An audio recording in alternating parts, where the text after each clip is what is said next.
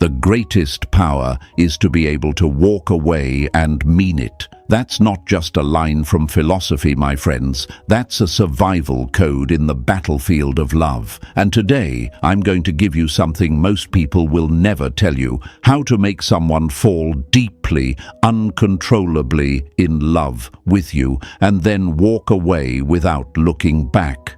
Hard truth? The ability to walk away is where the real power lives.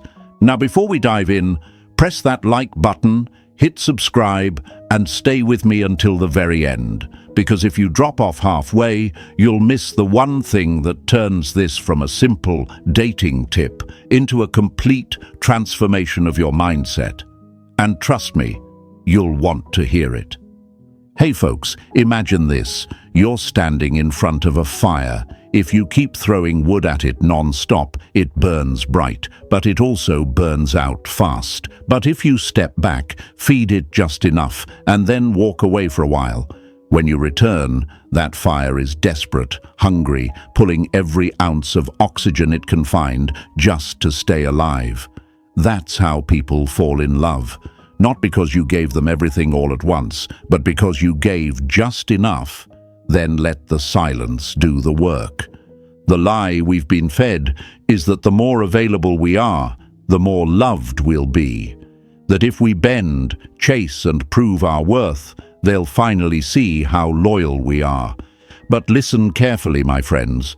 That's not love. That's slavery of the heart. People don't value what's handed to them on a silver platter. They value what they almost lost, what they thought they couldn't keep, what made them work harder than they expected. Marcus Aurelius once said, "You have power over your mind, not outside events." Realize this, and you will find strength. You can't control their feelings directly, but you can control your frame, your energy, your presence.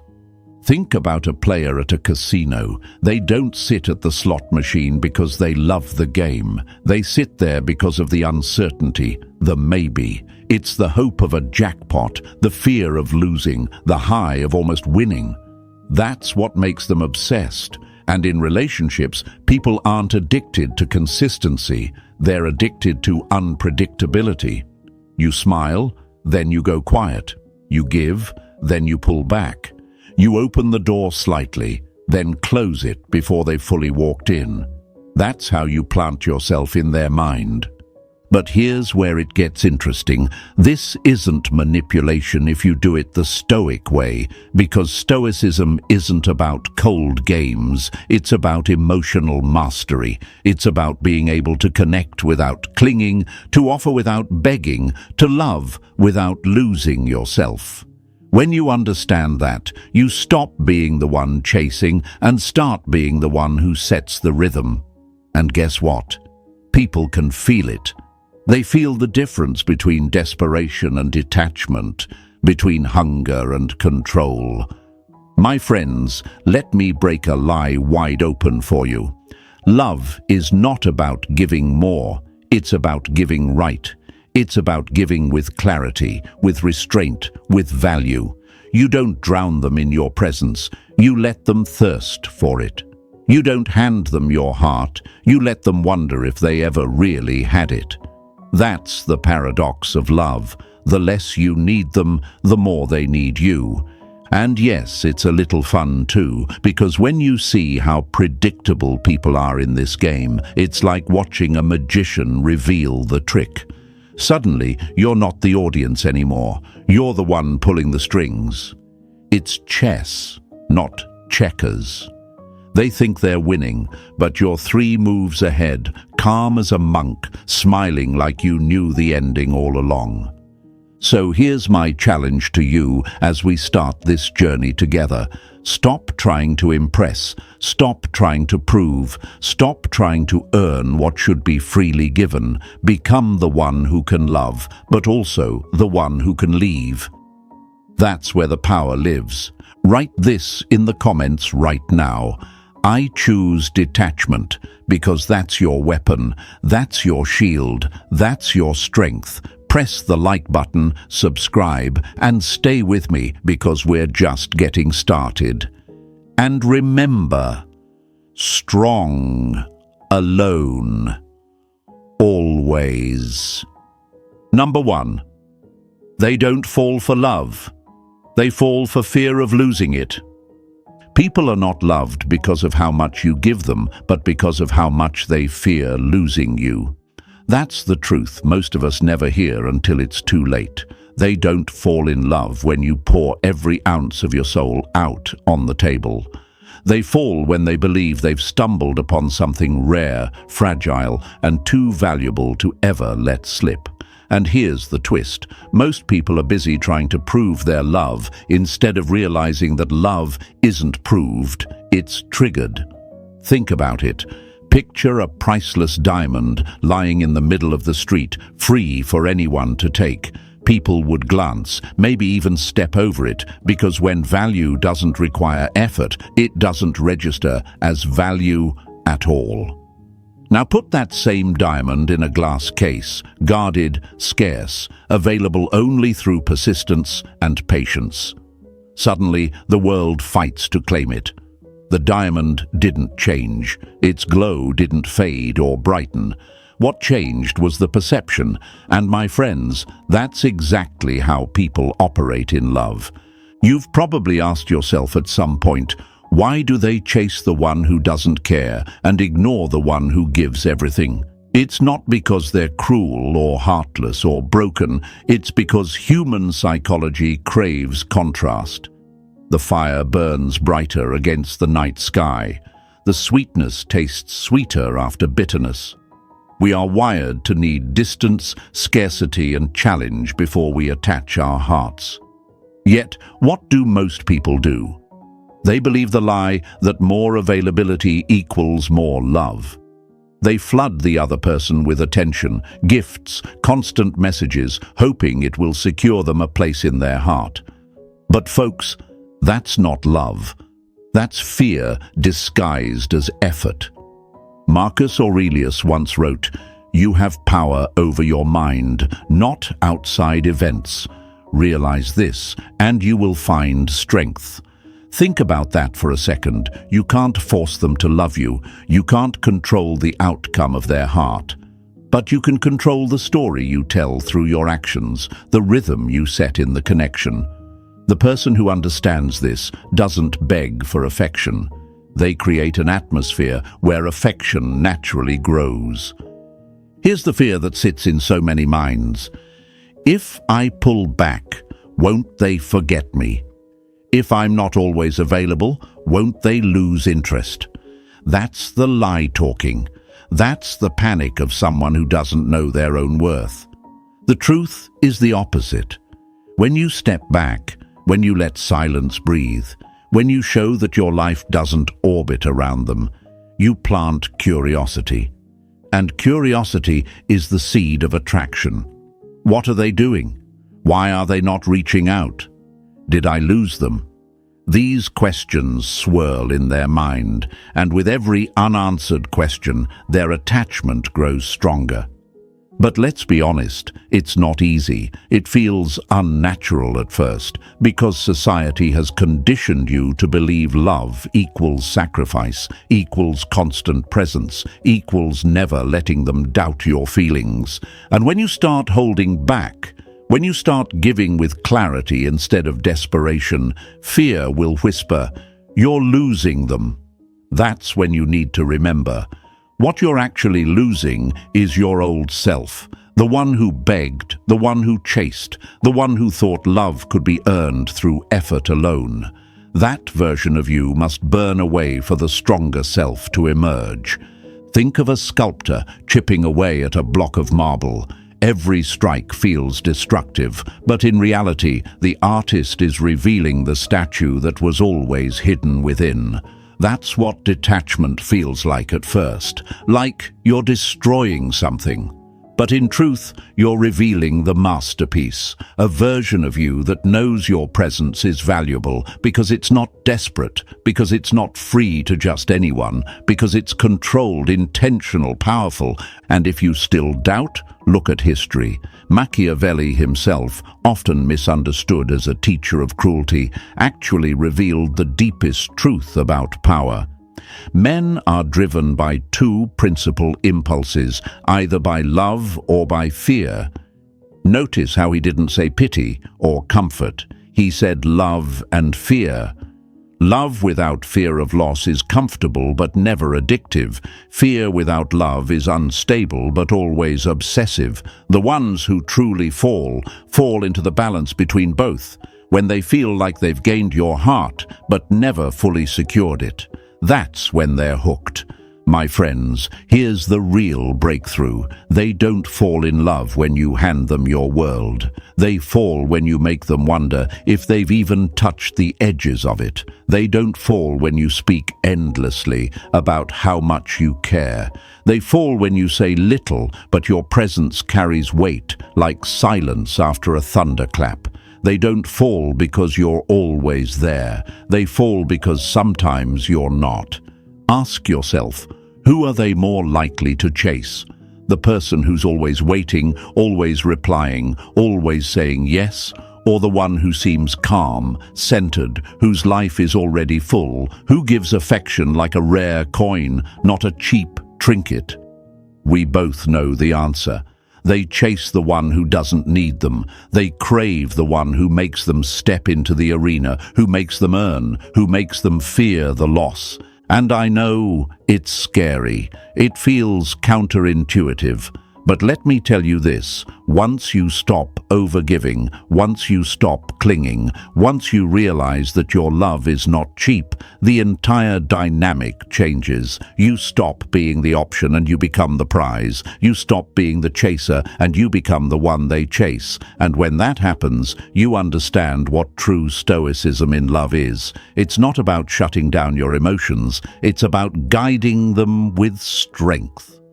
So I want you to write this affirmation in the comments right now. I am the prize.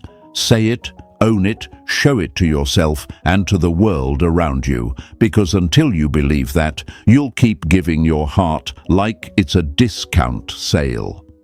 But when you live it, when you stand tall in it, they won't just like you, they'll fall hard and they won't even know why. And here's the best part. This is only the beginning, because once they fall, once you've triggered the deepest pull in their mind, that's when the real test comes. What happens when you're strong enough to walk away? Stay with me, because what's coming next will flip the entire game in your favor. Number 2, the illusion of availability.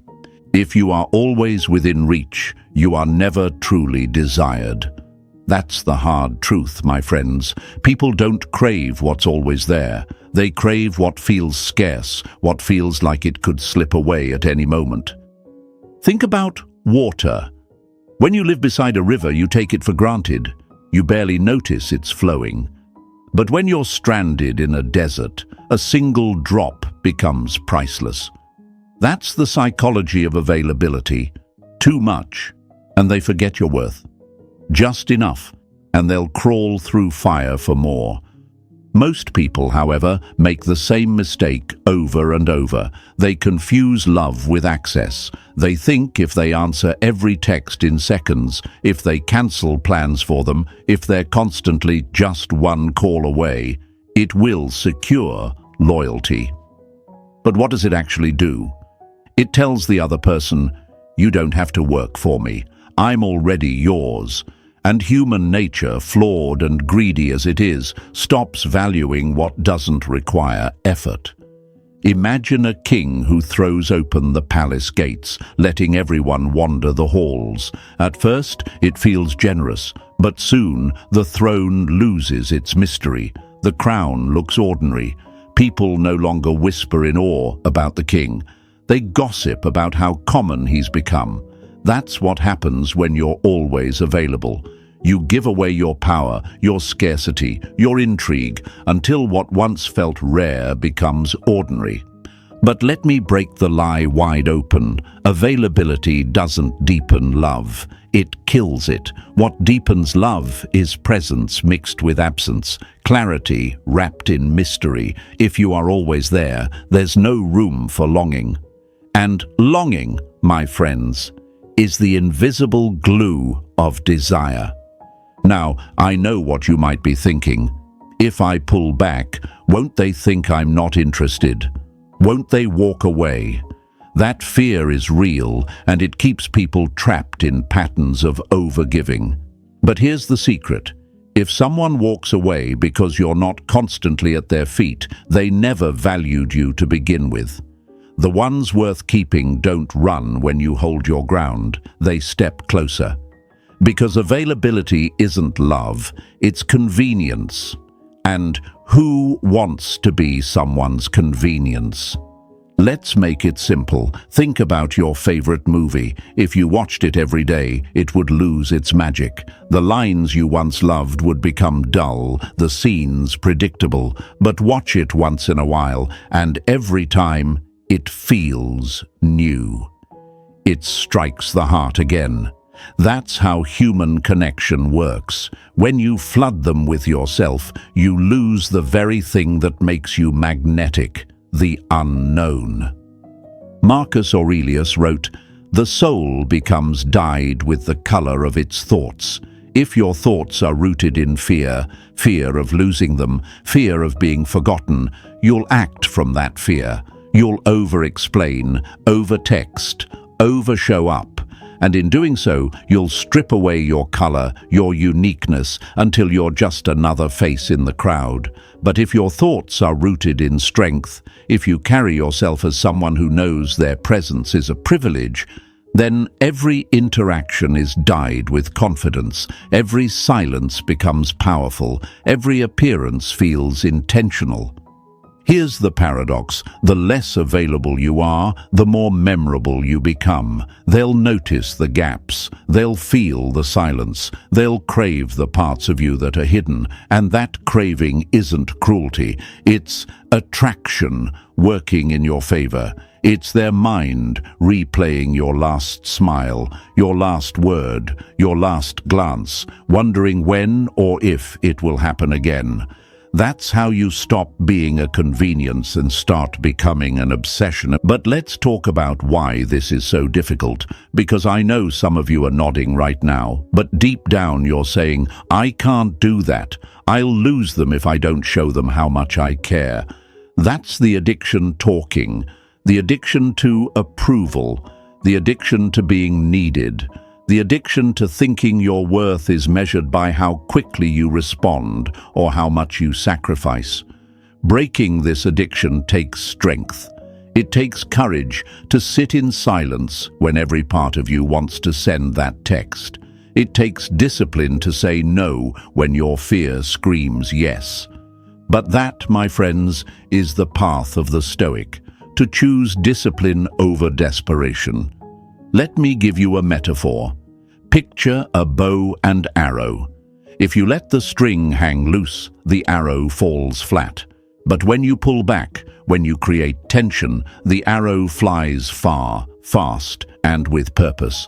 That's what controlled availability does. Your absence creates tension, and that tension propels desire. Without it, the connection falls flat. And don't confuse this with manipulation. This isn't about playing games. This is about reclaiming your worth. Because the truth is, if you don't guard your energy, people will consume it carelessly. They'll take your time, your attention, your love, not out of malice, but out of habit. And when the habit becomes routine, your value fades in their eyes. Guarding your availability isn't cruelty, it's self-respect. Machiavelli once said, "It is better to be feared than loved if you cannot be both." In love, this doesn't mean cruelty. It means respect. It means being someone whose presence is valued because it's not endless, whose attention feels rare because it's not on demand. They may not fear you like a ruler, but they will fear losing you. And that fear, balanced with the warmth you occasionally show, creates the perfect storm of attachment. Think back to a time when someone didn't text you back right away. Remember how your mind spun? You checked your phone. You wondered if you said something wrong. You replayed the last conversation. That's the power of scarcity. Now imagine if you could trigger that same tension in them, not because you're ignoring them, but because you're living your life fully, because you're not glued to your phone, because you have purpose beyond their attention. That's how availability becomes your weapon.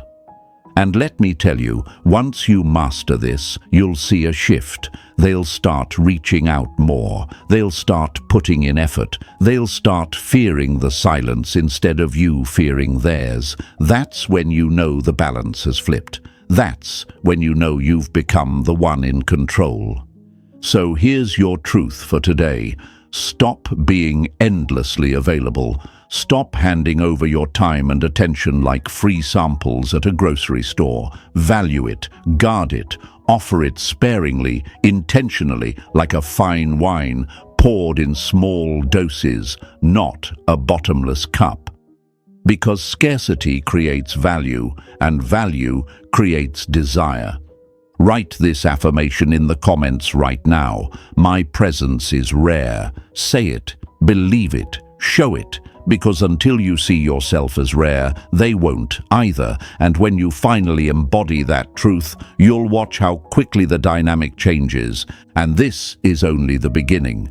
Because once you master availability, the next step is even more powerful. Understanding how contrast, warmth and withdrawal, closeness and distance hooks them deeper than any steady affection ever could. As I stay with me.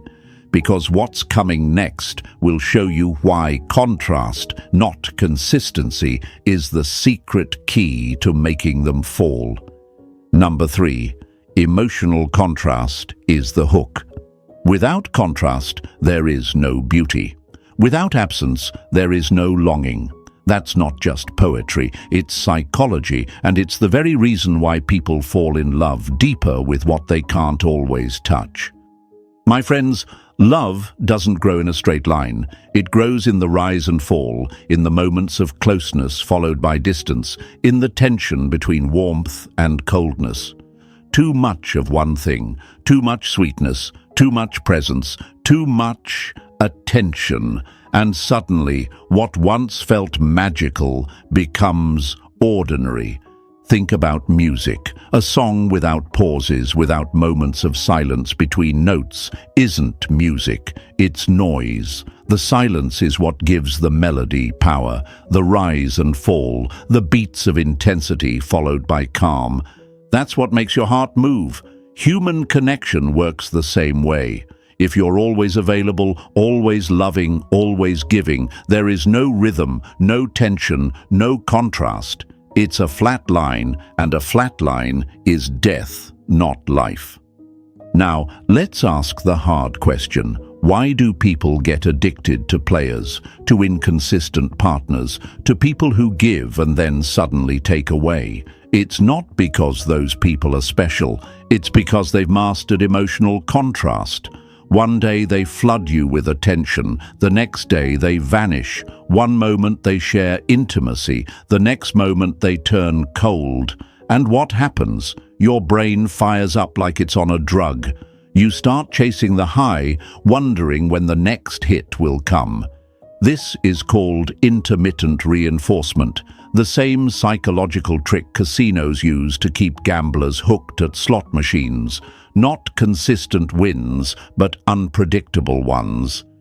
You see, the brain craves uncertainty more than certainty. A consistent yes is comforting but dull. An occasional yes surrounded by silence, by absence, by distance. That yes feels like lightning. It hits harder, it lingers longer, it makes you chase. And that's why emotional contrast is the hook.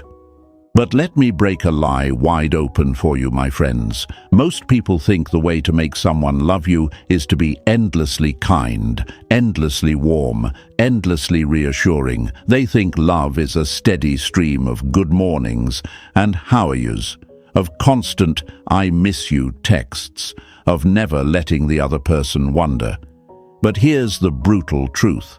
That doesn't create desire. That creates comfort. And comfort doesn't make people fall. It makes them settle. Now, don't get me wrong, comfort has its place. A long-term relationship needs stability, trust, safety. But when you're talking about creating attraction, when you're talking about making them fall so deeply they can't shake you from their mind, comfort alone won't do it. What does it? Contrast. The moments of closeness followed by space. The nights of deep connection followed by mornings of silence. The intensity of your eyes meeting followed by the mystery of you walking away. Picture a candle in a dark room. The flame looks brighter, more alive because of the darkness around it. If the whole room were filled with light, that one candle would disappear. The darkness is what makes it stand out. In the same way, your absence makes your presence glow. Your silence makes your words echo louder. Your restraint makes your affection feel rare and valuable. But why is this so difficult to practice? Because fear gets in the way. People think, if I pull back, they'll think I don't care. If I don't text, they'll forget me. If I give space, they'll find someone else. That's the fear of loss speaking, not truth. The reality is, space doesn't erase you, it amplifies you. Absence doesn't kill desire, it creates it. And if someone does walk away because you weren't constantly flooding them with attention, then hear me clearly. They were never looking for love. They were looking for control. Seneca once said, "It is not that we have a short time to live, but that we waste a lot of it." And my friends, we waste so much of it by giving away our energy in ways that kill attraction. We think we're nurturing love, but really we're suffocating it. Love isn't nurtured by constant sunlight. Even plants need the night. Even rivers need droughts to make the rains matter. Now, let's get practical. How do you use emotional contrast the Stoic way, without manipulation, without cruelty? Simple, you reward action, not words. When they make effort, you give warmth. When they withdraw, you don't chase. You go still. When they come closer, you lean in slightly. When they take you for granted, you step back. This balance keeps the rhythm alive. You don't withhold affection out of spite. You balance it with silence out of discipline. That's the difference between toxic games and Stoic control. Here's another metaphor for you. Think of the ocean. It doesn't roar all the time. It pulls back, it rises, it falls. And because of that rhythm, it has power. Ships are carried by it. Storms are feared because of it. Life itself is shaped by its contrast. Be like the ocean. Give and take, rise and retreat, not out of chaos, but out of controlled rhythm. That's how you hold power. And if you doubt this, let me remind you of something you already know. The people you've missed most in your life weren't the ones who were always available. They were the ones who disappeared sometimes, the ones who left you wondering, the ones who made you feel like their presence was special. That's proof enough that contrast works. My friends, emotional contrast is not about cruelty, it's about value. It's about teaching people that your attention, your affection, your time are treasures, not cheap trinkets. It's about showing them that closeness means something because it's not constant. And when you master that, you stop being an option and start being an obsession. So let me ask you, are you willing to let go of the fear that makes you overgive? Are you willing to trust that your silence can be louder than your words, that your absence can make them crave your presence more than your endless messages ever could? That's the challenge, that's the discipline, that's the Stoic way. And here's your affirmation for today. My silence creates desire. Write it in the comments, say it out loud, let it sink in, because until you believe it, you'll keep flooding them with your presence, and you'll keep killing the very spark you want to ignite. But once you live it, once you embrace contrast as your weapon, you'll watch them fall harder than you ever thought possible. And we're only getting started, because if contrast is the hook, the next piece is even sharper, the ego trap. The moment they believe they're the ones winning, that they've conquered your heart, that's when you flip the board. Stay with me, because what's coming next will show you how to use their own ego to make them fall deeper than they ever intended. Number 4. The ego trap. Men are driven by two things, fear and gain, and it applies not just to rulers and armies, but to the battlefield of love. My friends, if you want to understand why people fall hard and fall fast, you have to understand the ego. Because the heart doesn't fall first, the ego does. The moment they believe they're the one winning, the one who cracked your walls, the one who pulled something rare out of you, that's when the trap closes. And the beauty of it? They won't even realize it's a trap until it's too late. Picture a chess game. Most people think the winner is the one making the flashiest moves, the dramatic check, the confident capture, but real masters know it's about positioning. You let your opponent believe they're in control, while in reality, every piece they move is guided into the space you created. They think they're winning, but they're being led into checkmate. That's exactly how the ego trap works in love. You let them believe they're conquering you, but you've already mapped the ending. Now, why does this work so well? Because people crave two things above all, the feeling of gain and the fear of losing it. When they think they're gaining your heart, their ego lights up. It feels like a prize. It feels like a victory. And victories, my friends, are addictive. But here's where you flip it. Just as they start to relax into that "I've won" comfort, you step back. You create space. You let silence replace their certainty. Suddenly the victory feels threatened and the fear of loss sets in. That cocktail, gain and fear, is the most intoxicating drug the ego can ever taste. Let's break down the lie here. Society tells you to be transparent, to lay all your cards on the table, to tell them exactly how much you love them so there's no doubt. But in reality, that kills attraction.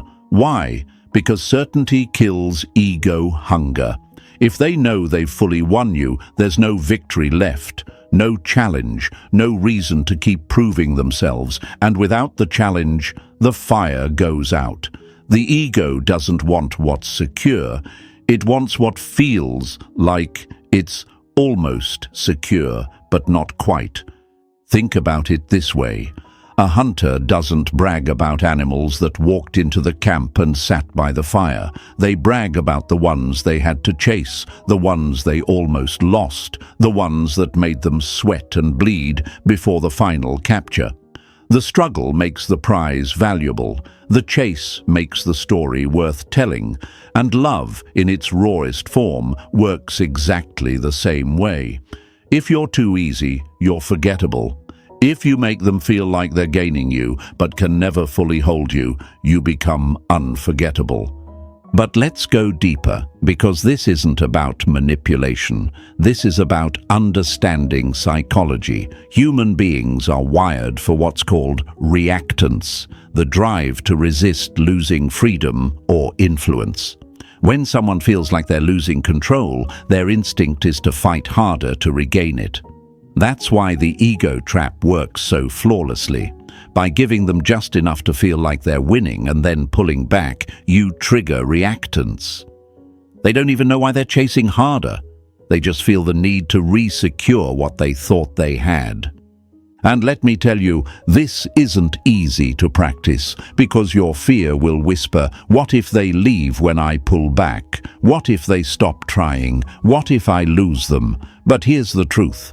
If they walk away when you pull back, they were never invested in the first place. Their ego was never tied to you, and someone whose ego isn't invested can never truly fall in love with you. You don't want the ones who stay because you begged. You want the ones who stay because they're haunted by the thought of losing you. Marcus Aurelius once said, "You have power over your mind, not outside events." That's your anchor here.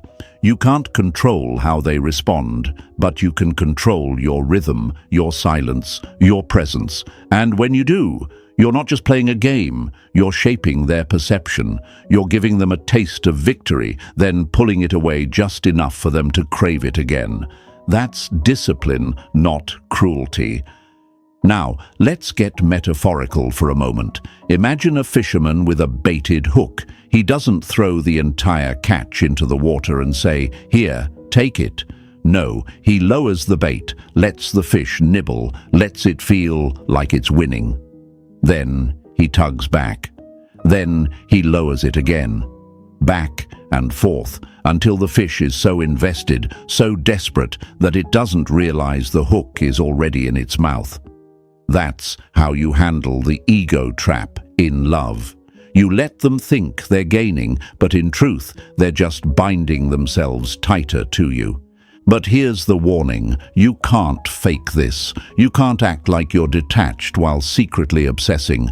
They'll feel the cracks. They'll sense the weakness. The ego trap only works when your calm is real, when your detachment is grounded in truth, when you know deep down that you don't need them, you choose them. That's what makes the illusion unbreakable. And my friends, let's not sugarcoat it. This will test you. It will test your patience. It will test your discipline. Because when they finally lean in, when they finally give you that affection you've been craving, your instinct will be to flood them back, to throw the gates wide open, to reward them endlessly. But that's the exact moment you must hold your ground. Because the second you remove the tension, the second you give away the certainty, the trap dissolves.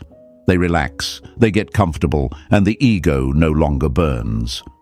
Machiavelli warned us, the vulgar crowd is always taken by appearances, and the world consists chiefly of the vulgar. Translation, people fall for the performance, not the truth.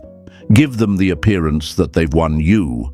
Smile. Let them feel special. Let them believe they're the exception. But never fully hand over the crown. Keep them working. Keep them guessing. Keep them hungry. Because appearances fuel the ego, and the ego fuels the chase. So here's your affirmation for today. I control the frame. Write it in the comments. Say it to yourself every morning, because until you own the frame, you'll always be reacting to theirs, and reacting is weakness.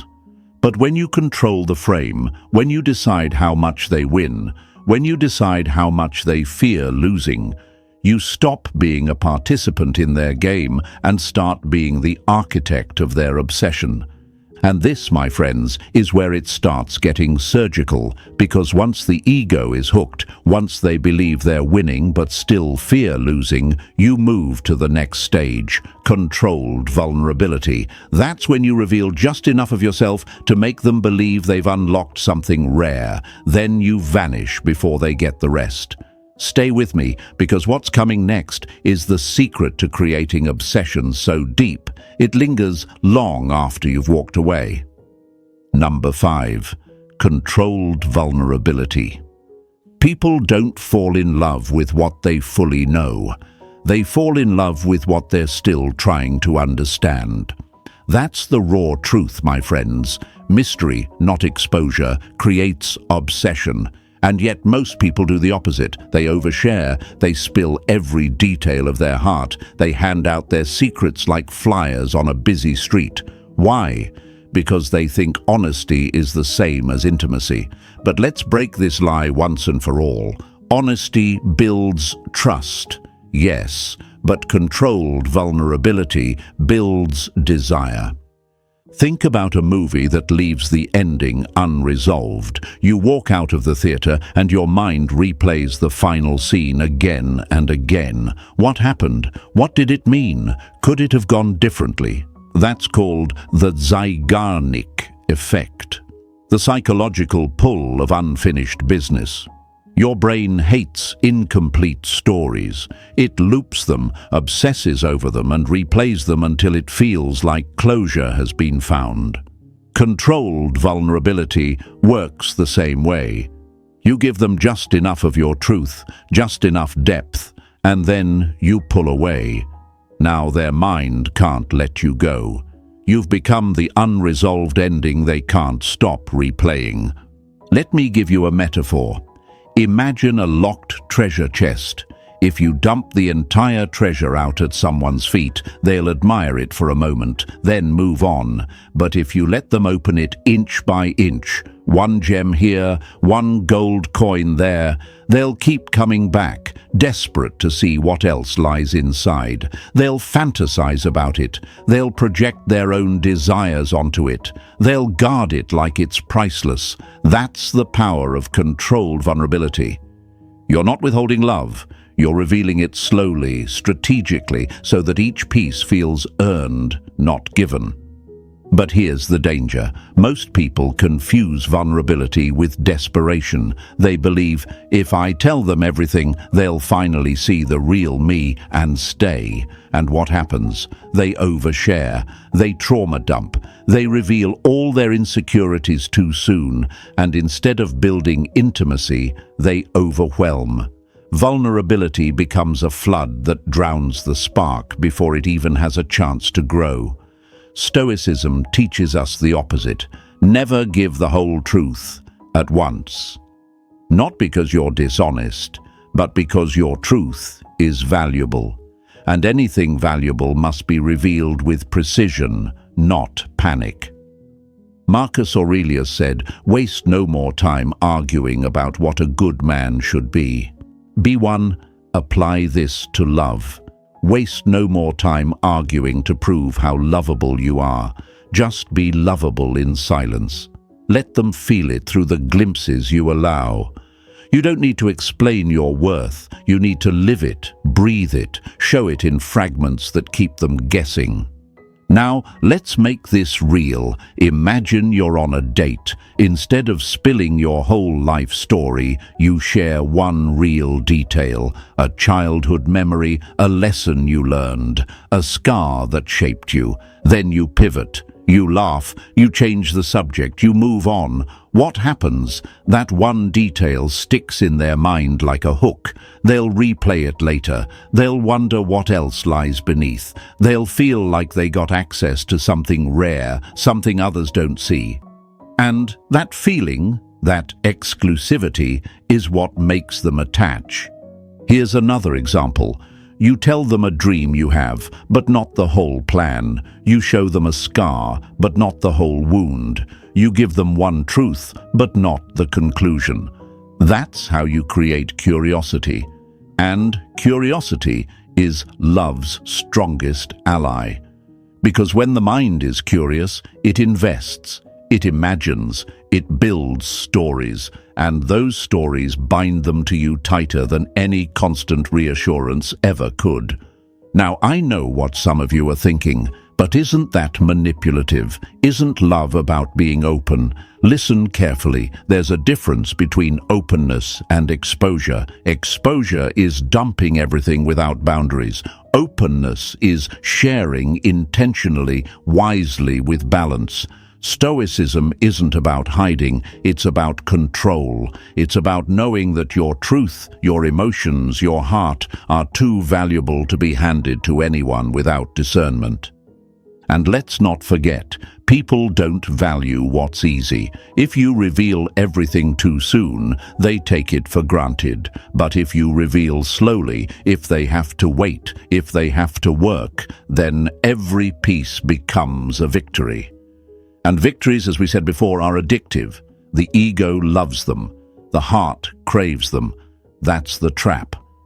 Think about the ocean again. You stand on the shore and it gives you glimpses, waves rolling in, foam touching your feet. But the depth, the secrets, the true treasures lie far beneath, unseen. That's why the ocean captivates us. That's why people can stare at it for hours, mesmerized. It never reveals all of itself, yet it never hides its power. That's controlled vulnerability. That's what makes you magnetic. Here's the real challenge. It requires patience, because your instinct will be to reveal more, especially when you feel a connection. You'll think, if I just tell them this, they'll understand me. If I just give them more, they'll love me. But pause. Breathe. Remember, love is not about proving yourself. Love is about creating a rhythm of revelation that leaves them wanting more. Hold back not out of fear, but out of wisdom. Seneca wrote, "The greatest remedy for anger is delay." The same applies here. The greatest remedy for fear of loss is delay. Delay your full story. Delay your full availability. Delay your full vulnerability. Because in the delay, desire grows. In the delay, attachment deepens. In the delay, they fall harder than they realize. And yes, this will feel strange at first, because we live in a world that glorifies oversharing, that tells us to lay it all out there. But remember this, not everyone deserves your depths. Some only deserve your surface. And those who earn your depths must do so slowly, through effort, through consistency, through proving they can hold what you reveal. That's self-respect. That's discipline. That's Stoic love. So here's your affirmation for today. I reveal with purpose. Write it in the comments. Show yourself. Show the world around you, because once you live this truth, you'll never again feel the need to overshare to earn love. You'll know your presence is valuable, your story is priceless, your heart is a treasure chest that only the worthy will unlock. And trust me, when they finally do get pieces of your truth, they'll guard them like gold. They'll replay them, fantasize about them, wonder about the rest. And that wondering, my friends, is the beginning of obsession.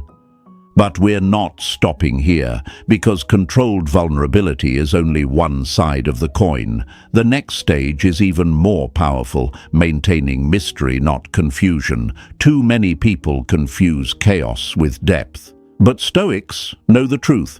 Mystery is clarity wrapped in silence. Stay with me, because what's coming next will show you how to make them crave you without ever needing to play toxic games. Number 6, silent power, walking away first. The ability to walk away is the ultimate power. These words, echoed through centuries of philosophy and psychology, hold a truth so sharp it cuts deeper than any sweet promise of love. My friends, let's get honest here. People don't remember the one who stayed no matter what, begging for scraps, chasing endlessly. They remember the one who left when they least expected it, the one who walked away first, with silence sharper than any goodbye. Think about it like this. Imagine you're watching a play. The actors are moving across the stage, delivering their lines, filling the air with noise, but suddenly one of them walks off the stage without a word. The spotlight remains. The silence lingers, and the audience leans forward in their seats, desperate to know why. That's what walking away does. It leaves them haunted, searching for answers you'll never provide. Silence becomes the echo they can't erase. Here's the lie most people live under. They believe closure heals. They think if they just explain enough, if they send that last text, if they pour out every feeling, then finally the other person will understand and maybe even regret. But here's the brutal truth. Closure doesn't heal. It satisfies them, not you. It gives them the comfort of an ending, the ability to box you up neatly and move on. Real power is denying that closure. Real power is walking away with silence, leaving the story open-ended so it replays in their mind over and over again. And yes, it's terrifying, because your fear will whisper, "If I don't explain, they'll think I didn't care. If I don't say goodbye, they'll forget me. If I walk away without words, I'll lose them forever."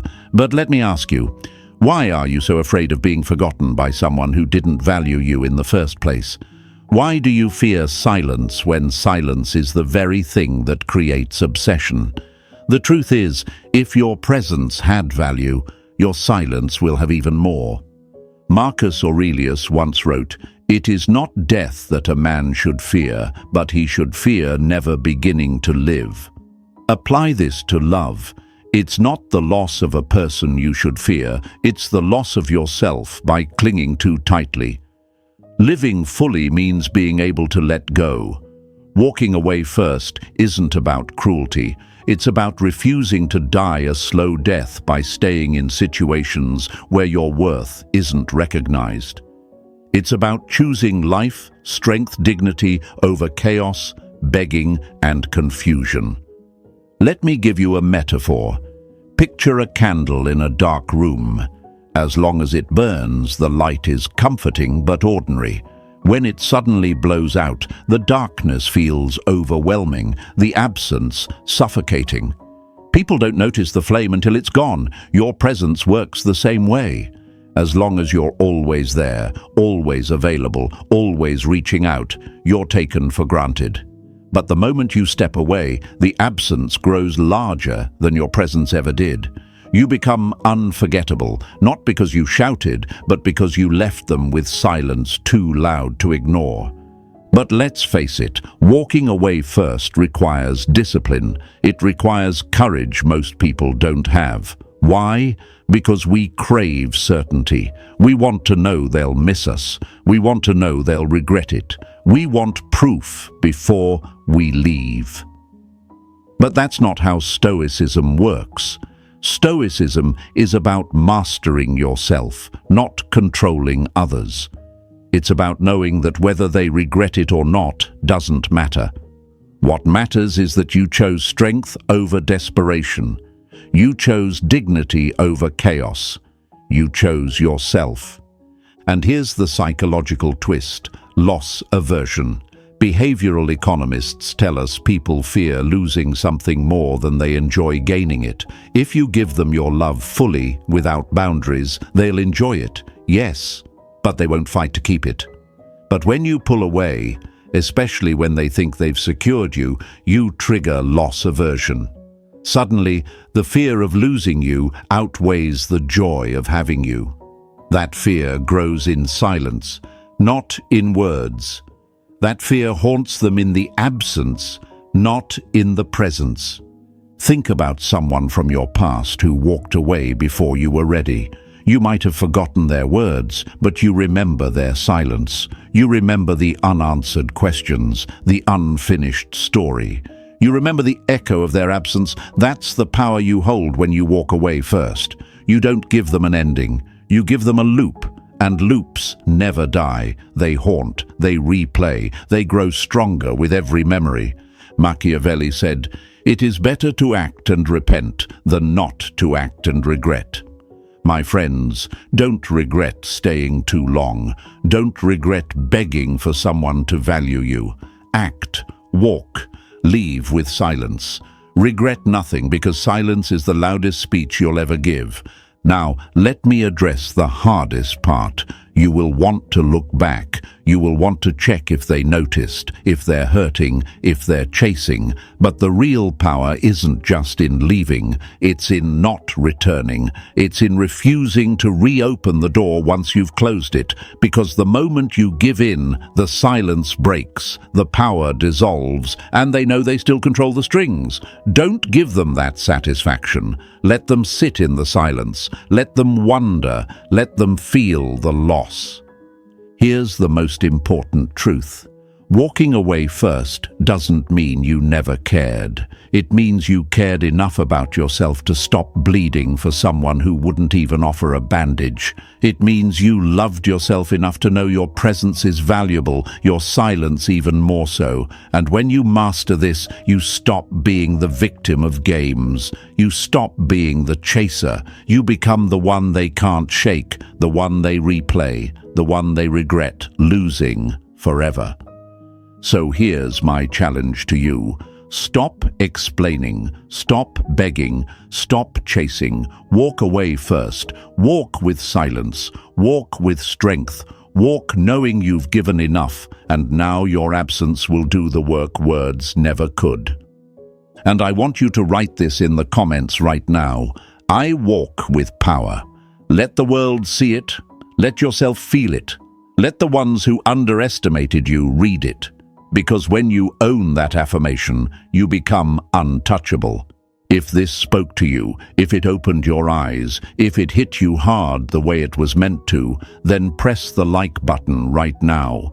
Subscribe for more, because this is only the beginning of your transformation. Share this video with someone who needs to hear it, and stay with me, because the power of silence, the power of stoic detachment, the power of walking away first, that's not just about relationships, it's about life. And together, we're going to master it.